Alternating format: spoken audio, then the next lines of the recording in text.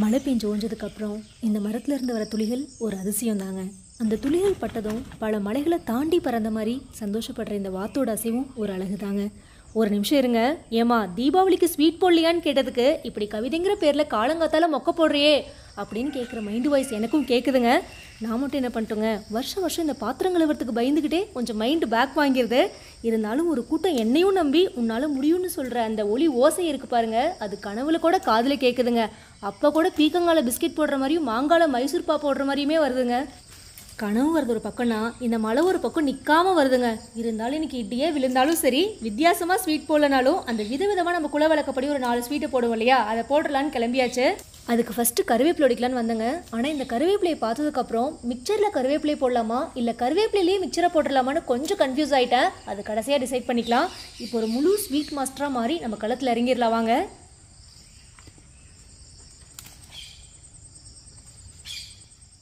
Sweet போடுற அன்னைக்கு கூட கருவேப்பிலை அடிக்கிறேன்னு காட்டுக்குள்ளே வந்துட்டியேமான்னு யோசிக்காதீங்க. ஆக்சுவலாக பப்பாளி ஒன்று பழமாக இருந்துச்சுங்க. அணிலுக்கு முன்னாடி நம்ம முந்திக்கலாம் தான் வந்தேன். ஆனால் கருவேப்பிலை இப்படி பச்சை பசேன்னு பார்த்ததும் யூ-டர்ன் போட்டு இந்த சைட் வந்தாச்சு.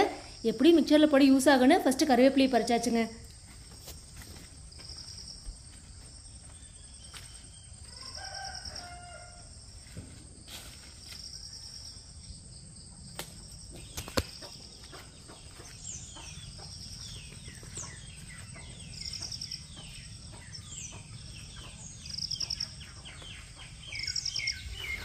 அடுத்து நம்ம தீபாவளி பலகாரங்களில் தேங்காய்க்கு ஒரு முக்கிய பங்கு இருக்குங்க. அதையும் உடச்சி எடுத்துக்கலாம். ஒன்ஸ் நம்ம ஒரு ஸ்வீட் மாஸ்டராக அடுப்புக்கிட்ட உட்காந்துட்டோம் அப்படின்னா உடல் பொருள் ஆவி அனைத்தும் அடுப்பு மட்டும் தாங்க சுற்றி வரணும். அப்போ தான் பதம் எல்லாம் பக்குவமாக வரும்.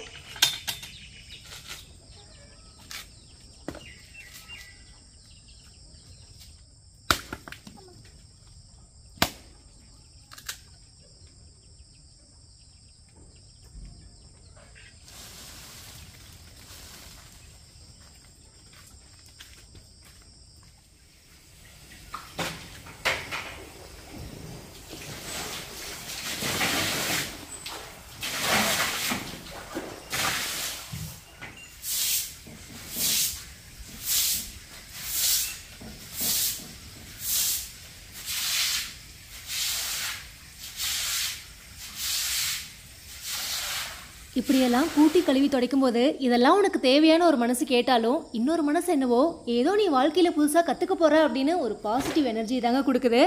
அதே ஃபோர்ஸ்லேயே வந்து பார்த்திங்கன்னா இன்றைக்கி தேவையான பொருள் அனைத்தையும் கொண்டு வந்து சேர்த்தாச்சு.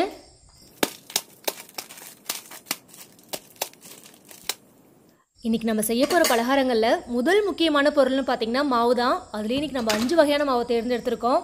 கடலை மாவு, அரிசி மாவு, கோதுமை மாவு, மைதா மாவு, ரவன்னு, அப்புறம் சுத்தமான நெய், வெண்ணெய், அதுக்கப்புறம் செக்கிலாட்டியே சுத்தமான கடலெண்ணெய் எல்லாமே ரெடியாக இருக்குங்க.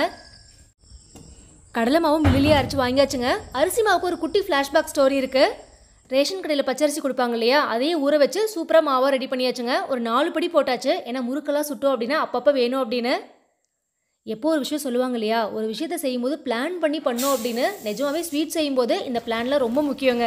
ஏன்னா முன்னாடியே ரெடி பண்ணி வச்சிட்டோம் அப்படின்னா டக்கு டக்குன்னு ஸ்வீட் போட்டுடலாம். அரிசி நல்லா கழுவி ஊறினதுக்கப்புறம் நல்லா ஒயிட் கிளாத்தில் காய வச்சு மில்லில் கொடுத்து அரைச்சிக்கலாங்க. சூப்பரான பச்சரிசி மாவு ரெடி ஆயிரும்.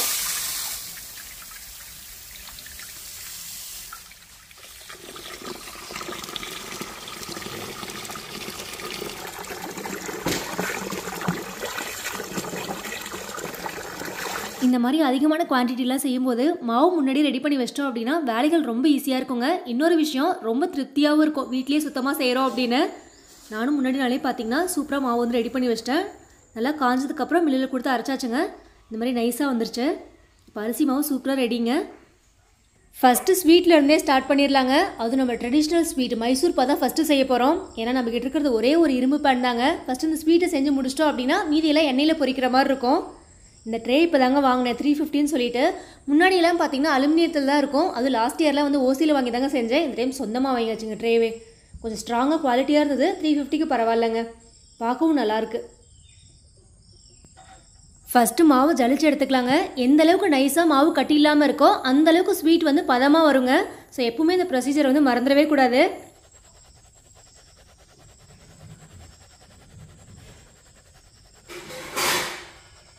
ஜலிக்கும் போது தான் தெரியுது எவ்வளோ கட்டிகள் இருக்குது பாருங்கள். கடலை மாவு அரிசி மாவு எல்லாத்தையும் ஜலிச்சு வச்சிடலாங்க. ஏன்னா நம்ம கப்பு கணக்கில் தான் போட போகிறோம். எல்லாம் ரெடியாக வச்சிட்டோம் அப்படின்னா டக்கு டக்குன்னு செய்ய ஆரம்பிச்சிடலாம்.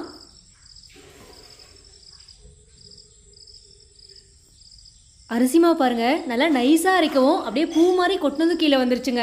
ஜலிக்கவே இல்லை, லைட்டாக எடுத்தாங்க ஷேக் பண்ணேன். அவ்வளோதாங்க, சூப்பராக எல்லா மாவும் ரெடி ஆயிடுச்சு. இப்போ மைசூர் பாக்கு ரெடி பண்ணிடலாம்.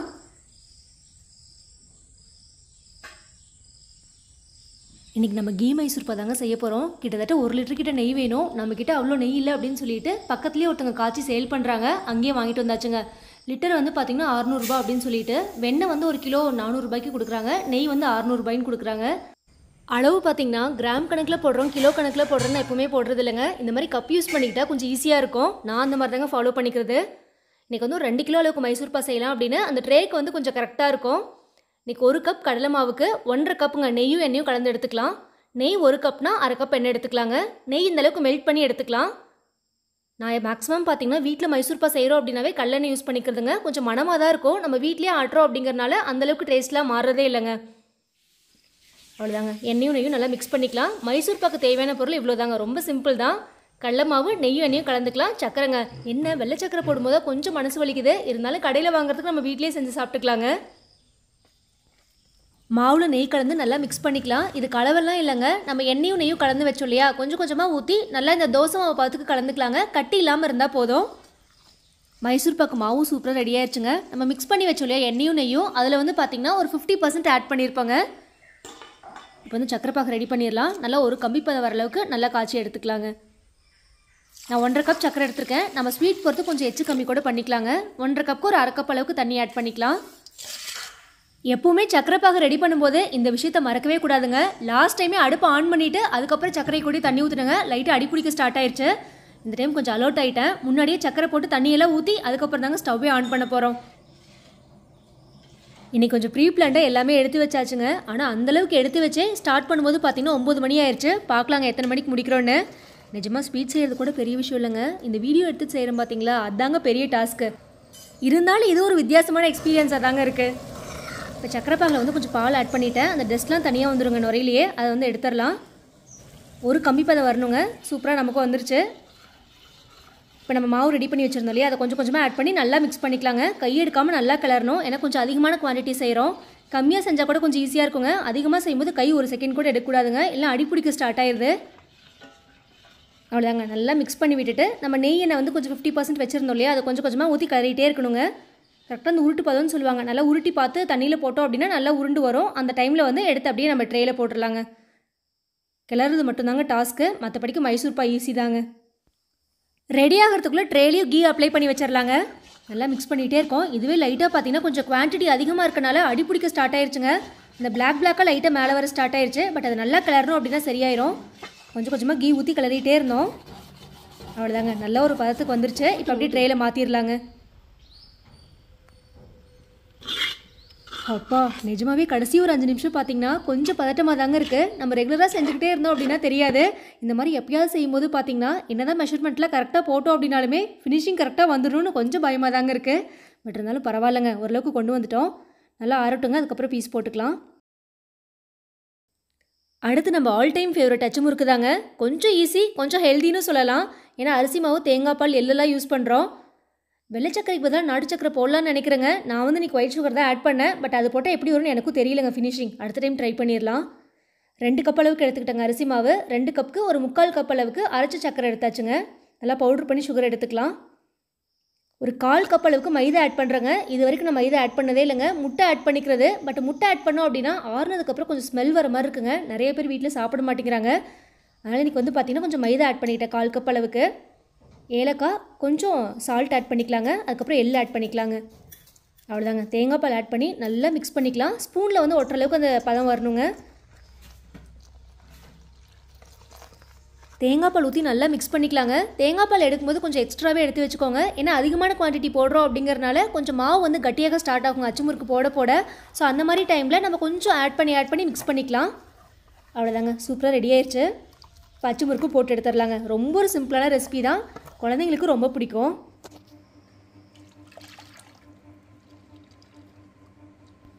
இன்றைக்கி முதல் பலகாரம் பார்த்திங்கன்னா எண்ணெயே ஊற்றி சூப்பராக செஞ்சு முடிச்சாச்சு. இனி வரப்போகிற அனைத்து பலகாரங்களும் எண்ணெயில் பொரிச்செடுக்க வேண்டிய வேலை தாங்க.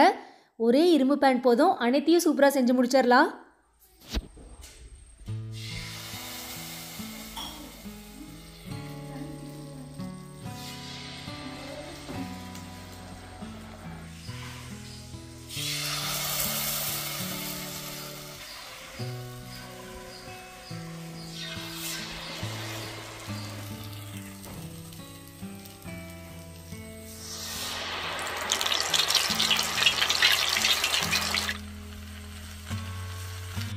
அச்சுமுறுக்கும் சூப்பராக ரெடி ஆகிட்டு இருக்குங்க. நான் கூட ஃபஸ்ட் டைம் மைதா போட்டு ட்ரை பண்ணுறோங்கிறனால ஒட்டி வந்துடுமோன்னு டவுட் இருந்துச்சு. இருந்தாலும் பரவாயில்லைங்க, சூப்பராக வந்துருச்சு. இந்த ஷேப்புமே சூப்பராக வந்துருக்குங்க. நம்ம அந்த அச்சு வந்து எந்த அளவுக்கு சூடாக வந்து மாவில் நினைக்கிறோமோ அந்த அளவுக்கு வந்து நம்ம கொட்டாமல் வந்துருங்க. அது ஒன்று மட்டும் கரெக்டாக பார்த்துக்கிட்டோன்னா போதும், ரொம்ப ஈஸி தான். அப்புறம் அச்சுமுறுக்கு போடும்போது பார்த்திங்கன்னா 2 பேர் இருந்தால் கொஞ்சம் ஈஸியாக இருக்குங்க. ஏன்னா நம்ம அதிகமாக போடுறோம் அப்படிங்கும்போது ஒருத்தர் டிப் பண்ணி நம்ம எண்ணெயில் போடும்போது ஒருத்தர் எடுத்தாதாங்க கரெக்டாக இருக்கும். இல்லைனா கொஞ்சம் தின்னாக இருக்கு இல்லையா, அதனால் சீக்கிரமாக வந்து கருக ஸ்டார்ட் ஆயிடுது. ஸோ 2 பேர் இருந்தால் டக்கு டக்குன்னு போட்டு எடுத்துடலாங்க. நல்லா கிறிஸ்பியாக வந்துருந்தது. ஸோ மைதா போட்டனால அந்த ஸ்மெல்லும் இல்லைங்க. எனக்குமே வந்து முட்டையை விட கொஞ்சம் மைதா போட்டதாங்க டேஸ்ட் நல்லா இருக்க மாதிரி இருக்குது. பட் கோதுமை மாவுலாம் ட்ரை பண்ணலாமான்னு எனக்கு தெரியல. நெக்ஸ்ட் டைம் அதையும் ட்ரை பண்ணலாங்க. இந்த ஷேப்புமே சூப்பராக வந்திருக்கு. இன்றைக்கி அப்படியே சுவையான தேங்காய் பால் அச்சு முறுக்கு ரெடி ஆயிடுச்சுங்க. ஆனால் கருப்பட்டியில் கூட இப்போ ரீசெண்டாக செஞ்சுருக்காங்க நிறைய பேர். நான் ஷாப்லலாம் கூட வாங்கியிருக்கேங்க. பார்க்கலாம், அடுத்த டைம் நான் அதையுமே ட்ரை பண்ணிடலாங்க.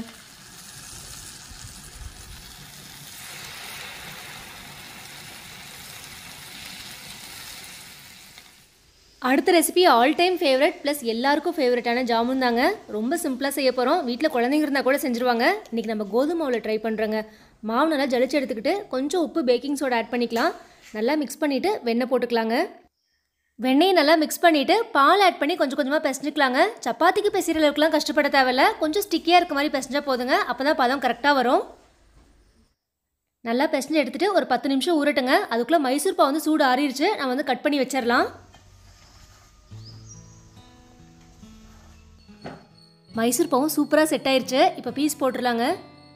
லைட்டாக வந்து ஸ்பூன் வச்சு ஈக்குவல் பண்ணியிருக்கணும், அது பண்ணாமல் விட்டுட்டேங்க. பட் அது பிரச்சனை இல்லை, டேஸ்ட் நல்லா வந்தால் போதுங்க. கிட்டத்தட்ட ஒரு 100 பீஸ் வருங்க. இந்த ட்ரே வந்து கரெக்டாக இருக்கும். என்ன அந்த இரும்பு பண்ணாங்க கொஞ்சம் பத்த மாட்டேங்குது. இன்னும் கொஞ்சம் பெரிய சைஸாக வாங்கினோம். கிளறும் போது கொஞ்சம் கஷ்டமாக போயிடுதுங்க. அந்த பிளாக் வந்துடுது, அடிப்பிடிக்க ஆரம்பிச்சிருது. அவ்வளோதாங்க, செம்ம சூப்பராக வந்துருச்சு. இந்த பதமும் கரெக்டாக வந்திருக்குங்க. அப்படியே உடச்சி காமிக்கிற பாருங்களேன்.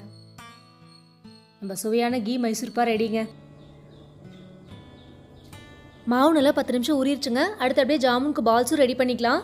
நல்லா குட்டி குட்டி பால்ஸாக பிடிச்சிக்கலாம். அந்த விரிசல் இல்லாமல் இருந்தால் போதுங்க. மைதா விட இது நல்லாவே வந்திருக்குங்க. நல்லா நெய்யில் தொட்டு உருண்டை பிடிக்கும், சூப்பராக வருது.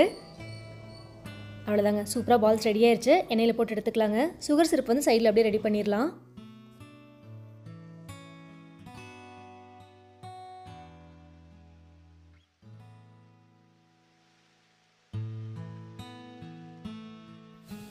பேன் கொஞ்சம் பெருசாக இருக்கும், டக்கு டக்குன்னு போட்டு எடுத்தாச்சுங்க. அப்படியே செகண்ட் ரவுண்டு பால் சுருட்டியாச்சு, அதையும் போட்டு எடுத்துடலாம்.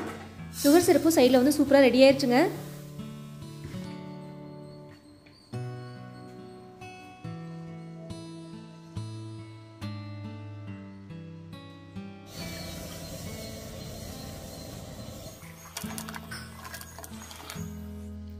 நல்லா விரிசல் இல்லாமல் இருக்கும், பார்க்கவே சூப்பராக இருக்குது. சிரப்பில் ஆட் பண்ணி வச்சிடலாங்க. நல்லா ஊறட்டும். ஜாமுனும் சூப்பராக ரெடி ஆயிடுச்சுங்க. பார்க்கவே கலர்ஃபுல்லாக இருக்குது. அடுத்து ஸ்வீட்டில் ரவா லட்டு மட்டும் பேலன்ஸ் இருக்குங்க. அது எண்ணெயே இல்லாமல் செய்கிறது, அது லாஸ்ட்டாக பண்ணிக்கலாம். அடுத்து ஓமப்பொடி பண்ணிடலாங்க. கடலை மாவு, அரிசி மாவு, ஓமம் வந்து 1 மணி நேரத்துக்கு முன்னாடியே சுடு தண்ணியில் ஊற வச்சு வச்சிட்டேன். அது தண்ணி வடித்து எடுத்துக்கலாங்க. கொஞ்சம் உப்பு, பெருங்காயம், மிளகாத்தூள் 3 ஆட் பண்ணிக்கலாங்க தேவைக்கு ஏற்ற மாதிரி. அவ்வளோதாங்க. ஒரு சப்பாத்தி மாவு பார்த்துக்கு பிசைச்சிட்டோம் அப்படின்னா சூப்பராக ஓமப்பொடியும் போட்டு எடுத்துடலாம். ரொம்ப ஒரு சிம்பிளான ரெசிபி தான்.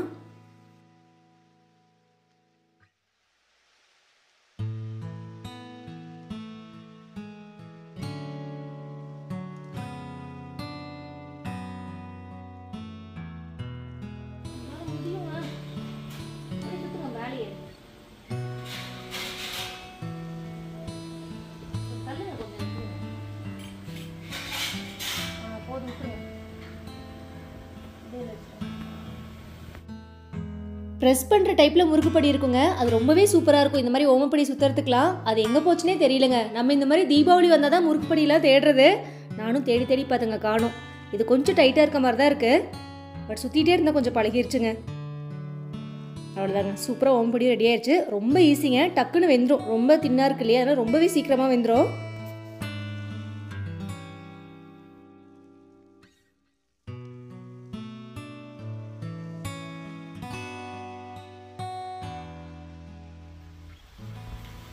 நம்மளால் வேலை செய்ய முடியலனாலும் வேலை வாங்குற திறமையாவது இருக்கணும்னு சொல்லுவாங்க. எப்படியோங்க என் கணவரை என்கரேஜ் பண்ணி சூப்பராக வந்து ஓமப்படியும் போட்டு முடிச்சாச்சு. Very good talent. எல்லாம் நம்ம ட்ரைனிங் தாங்க. ஸ்டார்டிங்கில் எப்படி வந்துச்சு இப்போ பாருங்களேன், வட்டம் பெரிதாக வந்திருக்கு. சூப்பராக வந்துருச்சுங்க லாஸ்ட்டாக.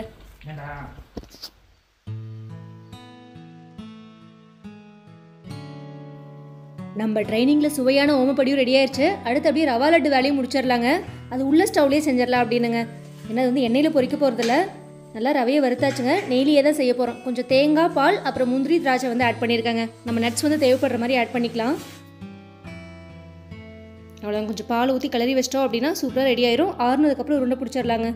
சரி, எல்லாமே எண்ணெயில் தானே பொரிக்கிறோம், இது கொஞ்சம் வித்தியாசமாக செய்யலாம் அப்படின்ட்டு இந்த டைம் வந்து லட்டு போடலங்க, ரவா லட்டுக்கு மாறியாச்சு. எனக்கு வந்து ரவா லட்டு வந்து பர்சனலாக ரொம்ப பிடிக்குங்க. டக்குன்னு செஞ்சிடலாம், அதே மாதிரி டேஸ்ட்டும் சூப்பராக இருக்கும். அவ்வளோதாங்க, இது நல்லா ஆறட்டும். அவ்வளோதாங்க, அப்பா அப்படிங்கிற மாதிரி ஃபைனல் டச்சுக்கு வந்தாச்சு. பூந்தி மிக்சர் மட்டும் போட்டு எடுத்தால் வேலை முடிஞ்சுதுங்க. இது நம்ம மெயினாக லாஸ்ட்டாக போடுறதுக்கு ரீசன் பார்த்தீங்கன்னா, மற்ற பலகாரத்தை கம்பேர் பண்ணும்போது இது எண்ணெய் கொஞ்சம் அதிகமாக இருக்குங்க. ஸோ லாஸ்ட்டாக போட்டுக்கலாம் அப்படின்னு.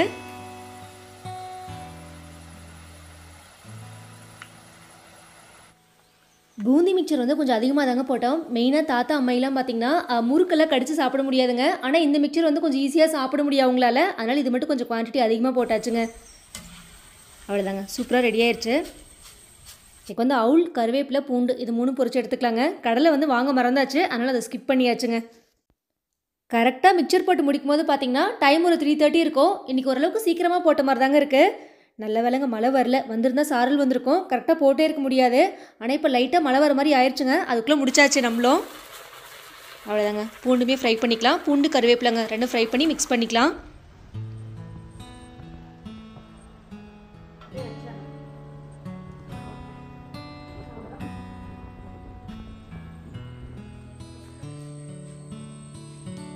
ரவா லட்டுக்குமே ஆறிடுச்சு, உருண்டையாக பிடிச்சி எடுத்துக்கலாங்க. நல்லா வாசனையாக இருக்குங்க.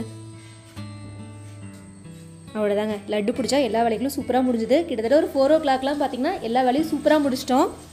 இதுதாங்க எக்ஸ்பீரியன்ஸ் அப்படிங்கிறது. போன வருஷத்தை கம்பேர் பண்ணும்போது டக்குன்னு வேலைகள் முடிச்ச மாதிரி இருக்குது. அவ்வளோதாங்க, ஃபைனலாக சுவையான ரவா லட்டு ரெடி ஆயிடுச்சு. இப்போ அப்படியே வாங்க என்ன ஐட்டம்னு பார்ப்போம். எனக்கே கொஞ்சம் ஆர்வமாக தாங்க இருக்குது.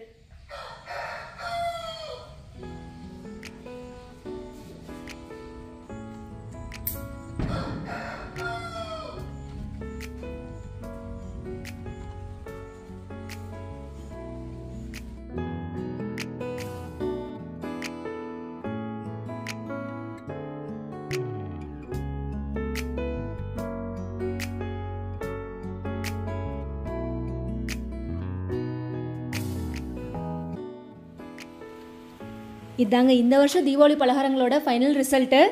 மனசுக்கு திருப்தி எல்லாமே வந்துருந்ததுங்க. நிஜமாக மிகப்பெரிய சந்தோஷம்னு பார்த்தீங்கன்னா வீட்லேயே எல்லா ஸ்வீட்டும் செஞ்சு சாப்பிட்டோம் அப்படிங்கிறது தான். அப்படியே மிக்சரையும் மிக்ஸ் பண்ணி வச்சிடலாங்க. நிஜமாகவே இந்த வேலைகளில் உங்களுக்கும் மிகப்பெரிய பங்கு இருக்குது. ஏன்னா 1 மாதத்துக்கு முன்னாடி இருந்தே நானும் ஏதாவது ஸ்வீட் போடுவேன் அப்படின்னு நம்பி நிறைய பேர் கேட்டுகிட்டே இருந்தீங்க, என்ன ஸ்வீட் போடுறீங்கன்னு. நம்மளும் தீபாவளிக்கு 1 நாள் முன்னாடி தாங்க ஸ்டார்ட் பண்ணோம். சூப்பராக ஒரே நாளில் ஒரு 6 மணிக்கு ஸ்டார்ட் பண்ணி 4 மணிக்கெலாம் முடிச்சாச்சு. நிஜமாவேங்க கடைசியாக இந்த 4 மணிக்கு வேலையெல்லாம் முடிக்கும் போது பார்த்தீங்கன்னா அப்படி ஒரு டயர்டு இருந்தாலும் இந்த ஃபினிஷிங்லாம் பார்க்கும்போது அவ்வளோ சந்தோஷமாக இருந்ததுங்க. நம்மளால கூட இந்த அளவுக்கு பண்ண முடியும் அப்படிங்கிறது. ஸோ கண்டிப்பாக உங்களுக்கு இந்த வீடியோ பார்க்கும்போது ஒரு சில டிப்ஸ் தெரிஞ்சிருக்கும் அப்படின்னு நினைக்கிறேன். இந்த மாதிரி பல்காலாம் போடும்போது எப்படி மேனேஜ் பண்ணிக்கலாம் அப்படின்னு. அதுவும் இன்றைக்கி கோதுமையில் ஜாமுன் பார்த்தீங்கன்னா எக்ஸ்பெக்ட் பண்ணதை விடவே சூப்பராக வந்ததுங்க. ஸோ கண்டிப்பாக நீ வந்து ட்ரை பண்ணலாங்க. கோதுமையிலேயே டேஸ்ட்டும் சூப்பராக இருந்தது. ரவா லட்டும் அப்படி தாங்க, ஃபினிஷிங் டச் வந்து ரொம்ப சூப்பராக வந்துருந்தது. டேஸ்ட்டும் நல்லா இருந்ததுங்க. அந்த ஸ்வீட்லாம் கரெக்டாக இருந்தது.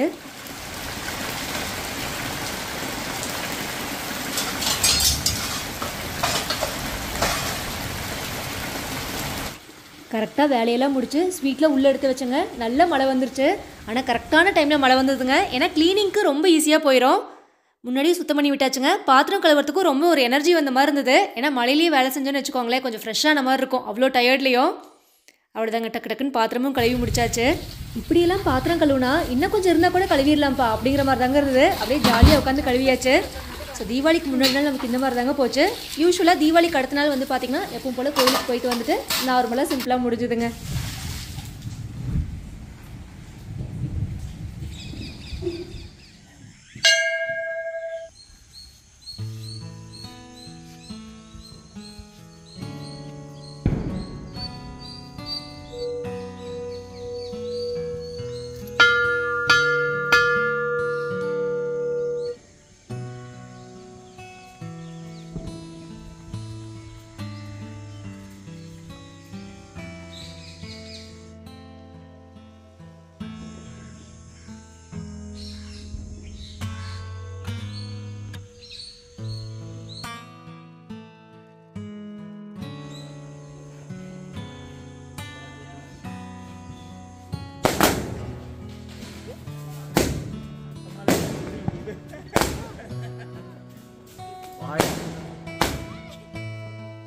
இந்த தீபாவளி நம்ம ஹோம்மேட் ஸ்வீட்டோட அம்மா வீட்டில் சூப்பராக முடிஞ்சதுங்க. கண்டிப்பாக நீங்களும் இந்த vlog பார்த்து என்ஜாய் பண்ணியிருப்பீங்கன்னு நினைக்கிறேன்.